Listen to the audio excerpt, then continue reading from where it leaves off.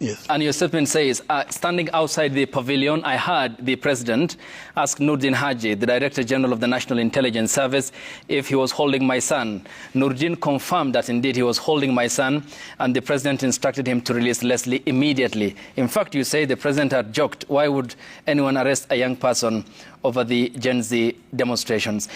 Give us a recap of how you reached out to the president, and what then happens to the families who you had seen at Nairobi Funeral Home who have no such a privileged access? You know, first of all, that portion of standing outside the pavilion, I've seen it being misinterpreted by some people. Let me just make it absolutely clear. Yes. It is not just me. It is the president and I standing next to one another, next to each other. Because we were joking, we were laughing when I told him the story. And that's why he also jokingly said, well, surely, why would anybody arrest somebody in connection with the Gen Z demonstrations? And he gave me the examples of various leaders, including the gentleman who had just walked away, Mwangi Kiunjuri. He told me some relative of the head of public service. He told me a son of the former regional commander, Bungei. He's the president. It is not that I was hearing the president talking to somebody from a distance. We were standing next to each other. We were just conversing. Not like where you are and where I am. Yeah. No, this is too far. Okay. We were standing next to each other. Because I've known the president. He's generally a very jovial and entertaining person. So, and I was just told him, look, I sent you a text message last night at around 3 a.m. and it looks like you have not read it. From my phone, I'm seeing you have not read it. That's when he confessed to me that actually his phone had crashed. Okay. Yeah? And it was at that point that he asked one of the boys whether they had corrected the problem with his phone. Mm-hmm. And the young man who brought the phone told him, we have a bit. You can make a call, but you cannot send a message. That's when he asked for the phone. Okay. And made the call to Nurdin. And why Nurdin Haji? Because the government has other security agencies. For example, the DCI and other government agencies. Why specifically the Director General of the National Intelligence Service? Might the president have known? Well, let me say this. I am the one who mentioned that it is the NIS. The NIS, because I had done a lot of investigations. A lot of investigations. And remember, even in that statement, I have said that one of the other people whom I've spoken to mm-hmm. was Professor Kindiki, who was the CS Interior. And twice on that Sunday, he called and he told me that he had spoken to Nurdin Haji, yeah. who had denied that they were holding my son. But I had information from some other person within the National Intelligence Service that indeed they are the ones who are holding my son.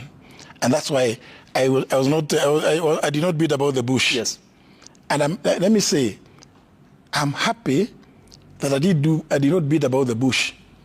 Because when I told the president, he called Nurdin, and indeed Nurdin replying that indeed they are the ones who are holding him. Now, Ayub, I put myself in the shoes of those many parents. You remember the old man who was crying in the court? You could see the We'll talk about the people, yes. Given the Kenya National Commission on Human Rights, a taxpayer funded had given numbers. And the proximity you talked about with the president was so close at the time, outside the pavilion. What exactly did the head of state tell the Director General of the National Intelligence Service? Exactly as I've stated put in my statement. You're the one holding the son of JB. In fact, he said JB Muturi, and Nurdin. I couldn't hear. Was it in the form of a question? Are you holding or you are holding? Actually, it was like you are holding the son of Justice Muturi, JB Muturi. That's what he said. He said yes, and he told him within earshot that Your Excellency, you'll be home in the next 1 hour. So the president was had a know-how, had knowledge that the National Intelligence Service, given the question he posed, was involved in the abduction of Kenyans. I told him that I had information. Almost definite, very, very certain information from he's a junior officer from the NIS, who actually told me, please, don't beat about the bush. Because if you read through my statement, you'll see that the previous evening, I had called the then IG, Kome, twice, and he was telling me, no, we don't have any police operation. He was telling me that he thought it was those were criminals who had hijacked my son. But of course I said, no. We talked to very many people. I tried to call DCI, Mohammed Amin, but unfortunately, his phone was not going through. It would ring and it would not be answered. I suspected maybe Mr. Amin might be maybe out of the country or something like that. Much later that same night, I was given the number of his deputy, James Onyango. If you read my statement, it has all that information.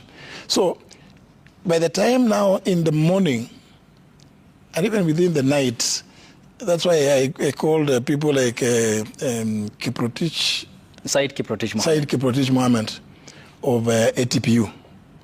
Because there is information that was coming through. But I was calling him to ask him, because the vehicle which was involved in that thing, as shown in the CCTV footage, and thank you to this station, because I got the footage from this station, showed the kind of vehicle. And everybody else that I was talking to was telling me those are the vehicles used by the ATPU. This Prando hard body. And from where it came, the CCTV footage showed it was coming from, near this, there's a place I think around here called Alfajiri. Yes, just across the road. Across the road. So everybody who I showed the photographs, no, don't worry, but we know those must be. That's how I got to start looking for Kiprotich. But when I finally spoke to him in the morning on Sunday, he also denied. Notwithstanding the information I had from several sources. Yes. But let me tell you this, Ayub. As a trained lawyer, I could not put hearsay in my statement. I could not put hearsay, what was being told by other people, because I cannot prove those kind of things. So that's why in my statement, I put in only facts which would constitute evidence. In a court of law. Let's come back to Leslie. And to come out clean on this, Bwana Waziri, what exactly was Leslie's role at the height of the Gen Z demonstrations, 11th of June, 18th of June, and the historic June 25th events? From what he has told me, and what I know, is he had absolutely no role. And he told me, he put that in a statement, and also the people who abducted him, when they took him to the place where they took him to some house, where they spent the night, they were still asking him the same questions, and he told them, you have my phone. You have my phone, you can check. You will not see me talking to anybody that could be connected with the Gen Zs. Because he's not a Gen Z himself. He's not a politician. So, but again, I could not put what he told me in my statement, because that should be in a statement, and the police have it. So that's why I say I know. Here, there is not a court of law, so I can say he told me that he had absolutely no role, and that he told the police, or rather his captors, he told his captors who were interrogating him that he had absolutely no role in those things. He knew nothing. I believe his only problem was being friends with the Honorable Mwenje. But I was asking, you are in the company of Mwenje, why then do they go for Mwenje? But to date, nobody has ever come to tell me why they abducted him. Okay, and what account did he give you? Where was he kept? What kind of questions was he put through? What kind of conditions did he experience when he was held in captivity? Well, you know, his story, I think, would be a very difficult one for me to narrate here. Yeah. Because you can give us a summary. He was kept incommunicado. He was blindfolded. Yeah. Taken to some house from where he could hear vehicles go past something that's, according to him, sounded like rubber strips on a road. Mm-hmm. So it wasn't too far away, according to him. He was given some place to sleep, a mattress, slept there, still blindfolded, handcuffed. And the next day, according to him, some lady even took tea to him and some loaf, I think some slices of bread. When he was released, he was dropped somewhere. He believes it must, well, I believe it was along Muthaiga Road. Mm-hmm. And the people there, the vehicle that dropped him, according to him, although he was told not to look back, told not to look back, but he told me mischievously he looked and saw that it was a double cabin, and he was told to walk backwards towards Gertrude, the direction of Gertrude Hospital. But he couldn't get he could not see the number, the registration number of the vehicle. Yeah. Okay, let's now turn our attention to your portfolio as the Cabinet Secretary for Public Service. How many cabinet proceedings have you skipped so far? Three meetings. Why? The meeting held on 21st of January, the meeting held on 11th of February, and the meeting held yesterday. And why did you not take part in the cabinet proceedings? I have, on all those occasions, and let me begin by saying this. First of all, it's like actually mandatory to attend cabinet meetings, unless given authority or excused by the chairman of the cabinet, who is the president. But people do get indisposed for all manner of reasons, may not be available to attend. Let me say, in my case, I have written and sought to be excused from attending cabinet meetings until or unless the agenda of abductions in the country and extrajudicial killings is formally tabled before cabinet through a cabinet memorandum, so that the cabinet, as the highest decision-making body, is able to express itself and give the country the way forward with regard to those two issues of abductions and extrajudicial killings. I have sought to be excused for those reasons. Okay, so you are not indisposed, but the raison d'etre is because that must be addressed. Yes. Is that not gross insubordination of your role as a state official to failing to attend cabinet? It is not insubordination when you seek to be excused. And let me say this. The cabinet of the Republic of Kenya is the highest decision-making body. Everybody in this country, from every corner of the Republic, is aware and in many cases discussing this issue of abductions and extrajudicial killings. I have written and said, if Cabinet of Kenya cannot express itself, debate and give a way forward on these issues, then it runs the risk of being condemned as being complicit or as condoning the abductions and extrajudicial killings. It is the highest decision-making body. It must give direction. I'm happy. The president on 27th of December in Homa Bay did say that he's going to end extrajudicial killings. In a way, acknowledging that those things were happening.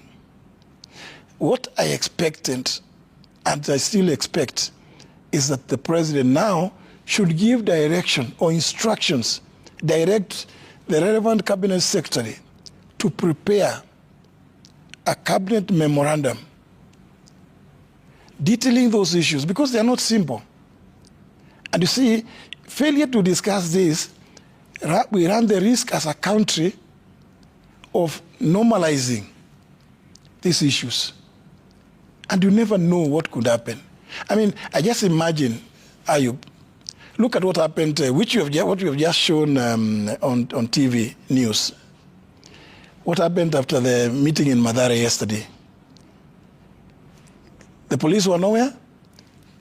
Innocent motorists were being robbed. Their vehicles being damaged. Innocent pedestrians were also being robbed. You know, it's because it is this silence, the silence by all of us not discussing and giving a way forward on this issue is going to give us that kind of result. I've just heard the same thing today. Yes. Having been reported around the area around Kangemi or thereabouts. I hope it is not true, because then this thing is mobbing up into something extremely dangerous for this country. Okay, and the chair of the cabinet is the president. Absolutely. And you have written, the secretary never got back to you? Well, you know, when you write to the chairman of the cabinet, you don't expect the secretary to write. Yeah. You know, I expect that there should be some response, one or other, from whichever way, from the addressee. I address the president as the chairman of cabinet, because I acknowledge the fact that he said we are going to end this, but no, it's not enough to end, because they are, as I'm saying, they are parents who don't know where their young ones, their loved ones, sisters and brothers, cousins, and all manner of relatives, friends, colleagues, who don't know where their loved ones are. Yep. Indeed, Ayub, this thing is so serious in my view. I just looked the other day. The MCA from Wajir, who was held in Communicando for more than 6 months, suddenly he reappears, and then the entire country is just quiet. We think it's a normal thing? Surely. We would have to be a different kind of democracy. Okay. National Assembly Majority Leader Kimani Ichung'wah said that J.B. Muturi was unhappy with his new ministry because it doesn't have opportunities for bribes, which he was used to. What's your response? Well, Kimani Ichung'wah, I'm not too sure. Kimani Ichung'wah, I'm not too sure on whose behalf he speaks, because I doubt that he even speaks for the people of Kikuyu constituency. But if Kimani Ichung'wah believes that I was receiving bribes, the best thing for him to do is go and report to the relevant authorities for action to be taken against me. Remember, as Attorney General, I was principal legal advisor to government. And I've written many advisories on many subjects in this country. I'm surprised that he has not been able to produce any evidence of any advisory that he can argue that this is skewed. It shows that maybe there's something I was expecting. And you know, the Attorney General advises government. So ministries, departments, including county governments, do write to the Attorney General for opinions. It's not, you know, as Attorney General, I was not advising individuals like Kimani Ichung'wah. I mean, Ichung'wah, I would advise him quite, wisely to go and seek counsel from elsewhere, not from the Attorney General. Okay, let's come to your time at the State Law Office. And an impression was created under you as the Attorney General that the State Law Office was a lame duck office during your tenure. Are your complaints now, given the lack of remedial measures to the problems you have highlighted, a confirmation of that impression? When you say lame duck, I don't know, because I on a daily basis gave advice to various government ministries and departments and agencies. Remember, once the AG has given us advisory, it's up to the advisee to implement the advisory. If they choose not to, then other organs of oversight, state organs of oversight, like the Auditor General and others, would come to deal with the issue. Because when they do the audit, they'll always, before you did this, did you seek the opinion of the Attorney General? Where is it? Why did you follow it? That's the way you operate. You see, as Attorney General, you cannot give advice and then start following up to go and find out, why have you not followed this? That's not the job of the Attorney General. The Attorney General does not implement his or her opinions. You give the opinions, and your work ends there. And let me say, there are many, many, many opinions, many. And I do know, for instance, and I can give you a very good example, Ayub. Very early at the beginning of this administration, an issue did arise about certain officials sitting in cabinet. Mm-hmm. And I was asked to give an advisory. And I said, look, if you read the Constitution, Article 152, the cabinet comprises of the president, the deputy president, the Attorney General, and D, not more than 22 and not less than 14 cabinet secretaries. The only other person who is supposed to sit in cabinet, apart from those 25, is the secretary to the cabinet. Mm-hmm. Yeah? I did advise, and I said, look, even the gentleman who sits as head of public service is not a member of cabinet. And I gave that advisory because people from the President's Advisory Council were being invited to sit in cabinet. Your former colleague, who is my good friend, Hussein Mohammed, used to sit. Another very good friend of mine, the current Director General of Communications Authority, was being invited to sit in cabinet. Another one, you know the former Secretary General, Malala. Yes. You remember, in fact, some people went to court, those who went to court, they were actually almost agreeing with my advisory opinion. But you see, you give your opinion, and you leave it to the people you have advised to observe. Okay. If they don't, there will be other institutions to deal with the issue. Yeah. So because that could even include people going to court and arguing that cabinet decisions made in the presence of some of those people may be unconstitutional because of the participation of people who are not members of cabinet. Okay. So the current Director General of the Communications Authority, State House spokesperson, and the former UDS Secretary General were sitting in cabinet against your advice. And the chairman of the Advisory Council. That is David Ndi? Yes. Okay. And when your advice was sought and you said that it's untenable for them to be part of the cabinet proceedings, who gave you that response specifically? I was not given a response. My advice was sought. And I wrote. In fact, I think the letter came from the Secretary of the Cabinet.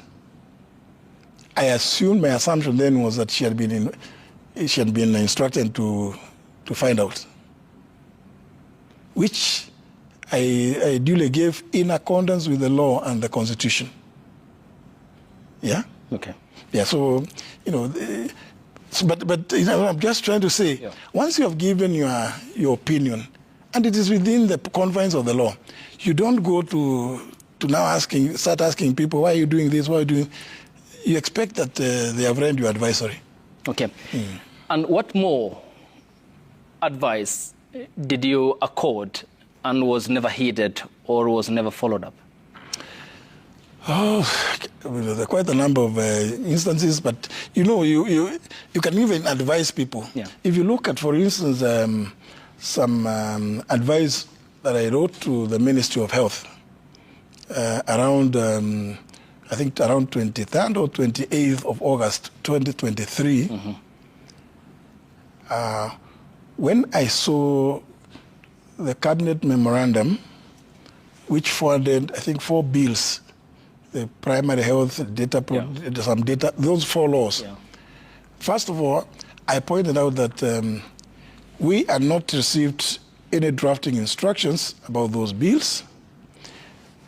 I also gave an advisory that these bills appear to be infringing on constitutional provisions relating to level 2s and level 3s and level 4s of hospitals being devout functions.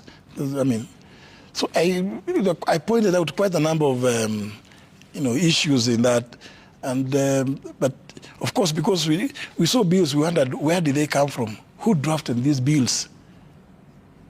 But you give your advice, and you leave it at that. The next thing, you see, the bills are already in Parliament.